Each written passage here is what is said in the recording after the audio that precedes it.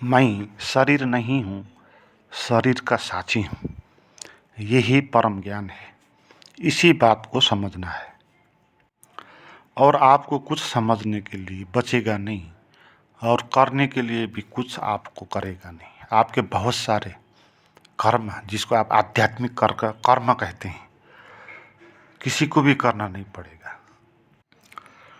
तो समझना चाहिए कि मैं कैसे शरीर हो सकता हूँ। न मैं जन्मा हुआ शरीर हो सकता हूँ, क्योंकि इस शरीर को मैं कहता हूँ वो शरीर माँ बाप के हार्मोन्स के कारण पैदा होते हैं और अन्न पानी भोजन मिट्टी इनके सहारों वो जीवित होता है, विकसित होता है। और अगर उसको कुछ ऑक्सीजन न दिया जाए, कुछ भोजन न दिया जाए, तो वो पैदा ही नहीं हो सकेगा, आगे बढ़ नहीं सकेगा। तो मैं कैसे शरीर हो सकता हूँ? क्योंकि उसमें तो मेरा कोई अपना योगदान ही नहीं हुआ। माँ बाप का योगदान हुआ, उनका भी शरीर योगदान हुआ, और उस शरीर में भी जो बाहर से भोजन जाता है, उसी कारण गर्भ के भीतर भी बच्चा जीवित होता है, विकसित होता है। तो बाहर से जो भी अन्न से आता है, ऑक्सीजन, जल, अन्न, इन सभी चीज़ों से जो चीज़ पैदा होता है, विकसित होता है, उसको मैं कैसे कह सकता हूँ कि वो मैं हूँ? वो तो अगर है तो प्रकृति की हो गई। हम इसको मैं कैसे कह सकते हैं? हम किसी दूसरी चीज़ को जैसे मैं कह नहीं सकते। हम अपने शरीर को मैं तो कहते हैं, मगर दूसरे के शरीर को तो हम मैं नहीं कहते। किसी पेड़ को भी हम मैं नहीं कहेंगे, क्योंकि हमको ये बात मूर्खतापूर्ण लगेगी। जो चीज़ मैं हूँ ही नहीं, उसको मैं क्यों कहूँ?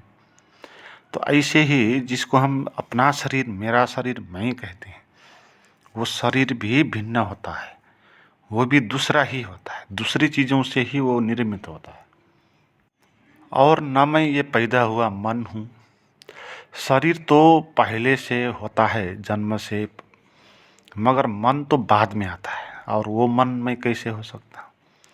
और वो मन जो समाज के द्वारा आपके भीतर प्रवेश करता है, मन यानी धारणा, विचार, तर्क, भाषा, ये चीज़ें कहाँ से आती हैं? ये चीज़ें आती है समाज से, दूसरों से। अगर आप अकेले ही होते तो आपके मन में ऐसी धारणाएं, विचार नहीं होते। आपके मन जो है वो समाज है, वो मन नहीं है। आप कहते हैं मैं मन हूँ, मगर है वो समाज, क्योंकि समाज की बहुत सारी धारणा है और इस समाज की उस समाज, सभी जगह से इकट्ठा हुआ विचारों से ये मन विकसित हुआ। तो ये तो बहुतों का हो गया, आपका तो हुआ ही नहीं, क्योंकि आपका अपना इसमें कुछ है नहीं। और न मैं ये बुद्धि हूँ, क्योंकि ये बुद्धि भी बाहर से ही विकसित होती है। बाहर से हम किताब पढ़ेंगे, शास्त्र का अध्ययन करेंगे, गुरुओं का प्रवचन सुनेंगे, और इधर उधर से हम जो भी नॉलेज अपने भीतर प्रवेश कराएंगे, उससे जो मन की स्थिति पैदा हो गई, उसको बुद्धि कहते हैं। चित्रा हुआ जो विचार है वो मन कहते हैं, और स्पष्ट और एकत्रित जो विचार होते हैं उसको हम बुद्धि कहते हैं। और ये बुद्धि आपको तभी विकसित हो सकती है जहाँ चिंतन, मनन, तर्क, अभ्यास, ये सब करना होगा। अगर नहीं करेंगे तो बुद्धि विकसित नहीं होगी। ऐसे भी बहुत सारे लोग होते हैं जिनकी बुद्धि विकसित नहीं हुई होती है। किसी के पास तो बुद्धि जैसी चीज़ ही नहीं होती, मन होता है बस। तो बुद्धि अनिवार्य नहीं है, हमारी नहीं है, वो भी बाहर से आती है। और कोई आदमी बिना बुद्धि के भी हो सकता है। तो बुद्धि हमारी आत्मा नहीं हो सकती। और न मैं ये अहंकार हूँ, क्योंकि अहंकार का अर्थ है मैं। जिसको हम मैं कहते हैं वो अहंकार है। पहले हम दूसरी चीज़ों में अहंकार को थोपरते, हम शरीर में अहंकार को थोपरते और कहते हैं मैं शरीर हूँ। मन में थोपरते हैं, कहते हैं मैं मन हूँ। बुद्धि में थोपरते हैं, कहते हैं मैं बुद्धि हूँ। मगर अहंकार को किसी पे अगर न थोपरा जाए तो अकेला जब रहेगा वो अपने को मैं कहेगा, है। हालांकि वो किसी चीज़ से असंबंधित होकर बच नहीं सकता, मगर फिर भी उसको ये भ्रम होता है कि वो कुछ अलग है ना। वो बुद्धि, शरीर, मन से भिन्न कोई एक वो शक्ति है, उसको मानता है कि वो मैं हूँ। मगर वो मैं भी एक नाम होता है, एक शब्द होता है, ये भी बाहर से आता है। आप किस धर्म, किस जात, किस अर्थव्यवस्था, किस लिंग में आप पैदा हुए, उसी हिसाब से आप अपने को कहेंगे मैं। अगर आप हिंदू धर्म में पैदा हो गए तो कहेंगे मैं हिंदू हूँ। आप शूद्र जात में पैदा हो गए, कहेंगे मैं शूद्र हूँ। आप धनी परिवार में पैदा हो गए, कहेंगे मैं धनी हूँ। आप महिला पैदा हो गए, कहेंगे मैं महिला हूँ, स्त्री हूँ। पुरुष पैदा हो गए, कहेंगे पुरुष हूँ। तो हम जो अहंकार मैं हूँ कहते हैं, वो हम उस आधार पर कहते हैं जिसके हम होते हैं, जिस समाज के हम होते हैं। समाज में जो हमारा हैसियत होता है उसको ही हम मैं मानते हैं। इसलिए वो मैं कैसे असली मैं हो सकता हूँ, क्योंकि अगर वो धर्म, वो जात, वो अर्थ, लिंग नहीं होता तो आप दूसरे हो जाते। आप अगर मुसलमान हो गए तो कहेंगे मैं मुसलमान हूँ। और ऐसे बहुत सारे लोग होते हैं जो हिंदू से धर्म परिवर्तन करके क्रिश्चियन हो जाते हैं। तो वो कभी कहते हैं मैं हिंदू हूँ, कभी कहते हैं क्रिश्चियन हूँ। कोई पद पर पहुँचेगा, कहेगा मैं बहुत बड़ा हूँ, और पद पर नहीं जाएगा तो कहेगा मैं छोटा हूँ। तो कैसे हो सकता हूँ मैं अहंकार जो बहुरूपियाँ है, जो परिस्थितियों पर निर्भर है। परिस्थिति बदल जाएगी तो अहंकार भी बदल जाएगा। और अंत में ये भी कि न मैं आत्मा हूँ, जिसको हम आत्मा कहते हैं, अभौतिक, अलौकिक, जो हम विश्वास करते हैं, वो आत्मा भी मैं नहीं। क्योंकि हम आत्मा को कभी जानते नहीं। ध्यान से ही, इस समझ से ही, साक्षी का अनुभव से ही हम जान सकते हैं कि हम आत्मा हूँ। और उससे पहले हम कहेंगे मैं आत्मा हूँ तो झूठ ही होगा। तो इसी तरह का कोई एक विश्वास होगा, धारणा होगा, जैसे बुद्धि अहंकार है, ऐसे ही आत्मा होगा।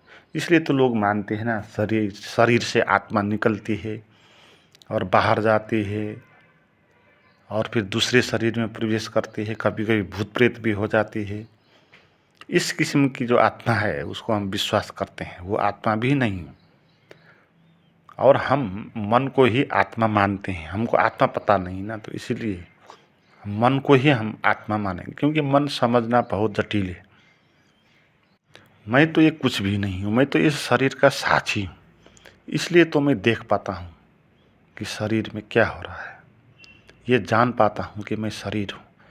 आप मैं शरीर हूँ ये भी कहो, फिर भी आप शरीर नहीं हो सकते, क्योंकि आप तो वो हो जो कह रहे हो। जो आप दिखाई पड़ रहे हो और जो आप कह रहे हो वो दो बातें हैं।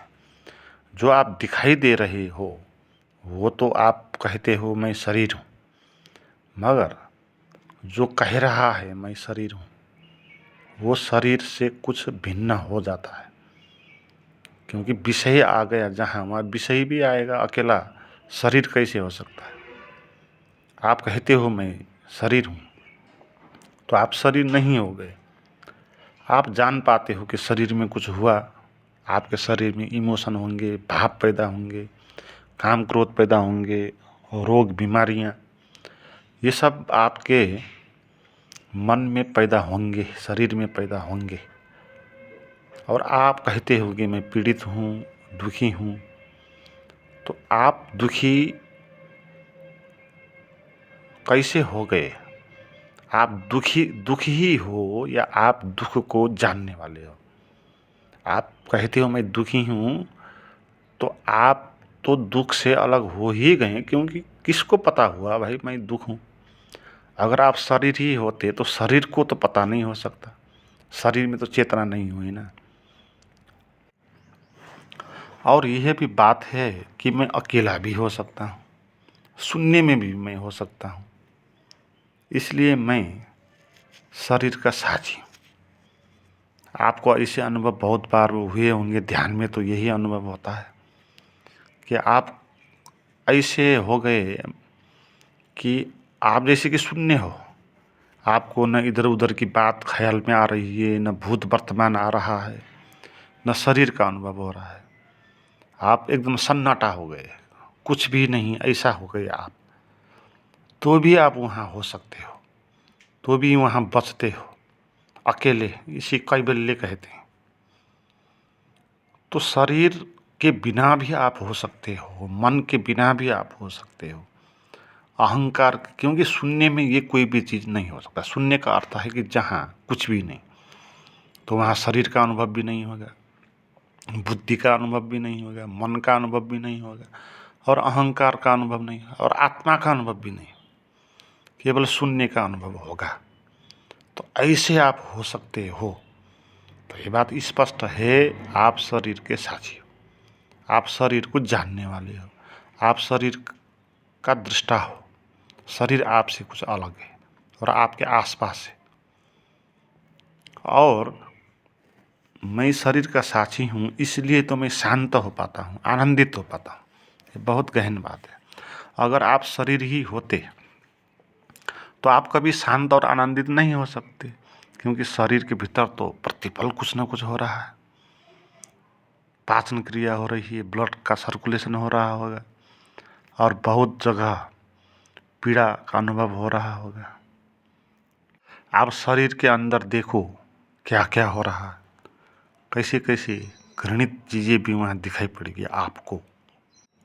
तो आप कैसे आनंदित हो सकते हैं? आपको तो यही तो बात ध्यान में आएगी ना, शरीर में ऐसे ऐसे हैं। अगर शरीर में ऐसा हो गया तो आप शांत कभी हो नहीं सकते। अगर आप मन होते तो भी आप कभी आनंदित और शांत नहीं हो सकते, क्योंकि मन में तो विचार चलते ही रहते हैं। आपको फुर्सत ही नहीं मिलेगा कभी आनंदित होने के लिए। और कभी कभी आप मन की बात छोड़ देते हो, बिंदास हो जाते हो और आनंद ले लेते हो। तो इसका अर्थ क्या हो गया कि आप मन नहीं हो, आप बुद्धि नहीं हो। बिना बुद्धि के भी आप हो सकते हो, यानी कि आप आनंदित हो सकते हो, शांत हो सकते हो।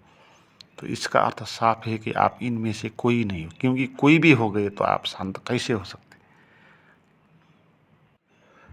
तो ये समझ ही समाधान है, और ये तादात्म्य ही समस्या है। हमारी समस्या ये है, ये नहीं है कि हम पापी हैं, हमने बहुत कुछ किया नहीं, ध्यान तपस्या इत्यादि, और गुरुओं के पास कभी झुका नहीं।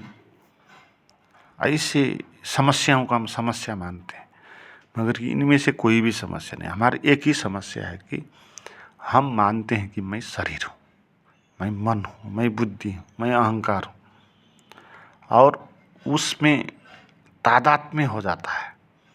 मैं शरीर हूँ कहेंगे तो फिर शरीर में पीड़ा होगा तो हमको भी पीड़ा हो जाएगी। मैं मन हूँ कहेंगे तो मन में कुछ बुरे विचार चलेंगे तो हमको भी बुरा लग जाएगा। बुद्धि हूँ कहेंगे तो बुद्धि कभी आएगी नहीं तो हमको क्रोध पैदा हो जाएगा। अहंकार हूँ कहेंगे तो अहंकार को तो बार बार चोट पड़ता रहेगा, क्योंकि लोग कहते रहेंगे आपको कि तुम कुछ भी नहीं हो, और तुम कहते रहोगे मैं बहुत कुछ हूँ। तो ये तादात्म्य है, यही हमारी समस्या है। इसी कारण हम पीड़ित हो रहे हैं। और ये समझ कि मैं शरीर नहीं, उसका साक्षी हूँ, तो यही समाधान हो गया। ये गजब का समाधान हो गया, क्योंकि इसमें आपको नहीं कहा कि तुम ये करो वो करो, इतने साल तक आप ध्यान तपस्या कर लो, या इतने शास्त्रों का अध्ययन करो, ये आचरण करो, ये अनुशासन का पालना करो। ये कुछ भी आपको नहीं कहा। एक ही बात कहा कि समझ लो, जान लो, देख लो कि मैं शरीर नहीं होता हूँ, मैं शरीर का साक्षी होता हूँ। तो साक्षी अगर आप हो गए तो आप मुक्त हो गए।